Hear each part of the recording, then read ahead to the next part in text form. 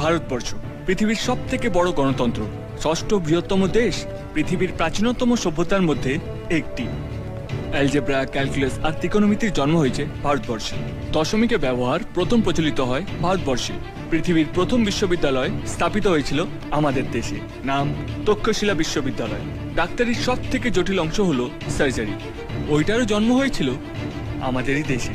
Martial art, হ্যাঁ, এমনকি আপনাদের প্রিয় দাবা খেলার জন্মও আমাদেরই দেশের মাটিতে। আপনারা যে ইংরেজি ভাষা নিয়ে এত গর্ব করেন, সেই ভাষার বহু শব্দ আমাদের প্রাচীন সংস্কৃত ভাষা থেকে নেওয়া। ভারতীয় রেল পরিষেবা পৃথিবীর সবচেয়ে বেশি কর্মসংস্থান করে থাকে। ভারতবর্ষ পৃথিবীর 90টি দেশে সফটওয়্যার রপ্তানি করে থাকে। ভারতবর্ষের সেনাবাহিনী পৃথিবীর তৃতীয় বৃহত্তম। তবু আমরা কোনো দেশকে আক্রমণ করি না, তার কারণ এই দেশ মহাত্মা গান্ধী, রবীন্দ্রনাথের দেশ। এই দেশের শান্তির বাণী ছড়িয়ে পড়েছে সারা বিশ্বে।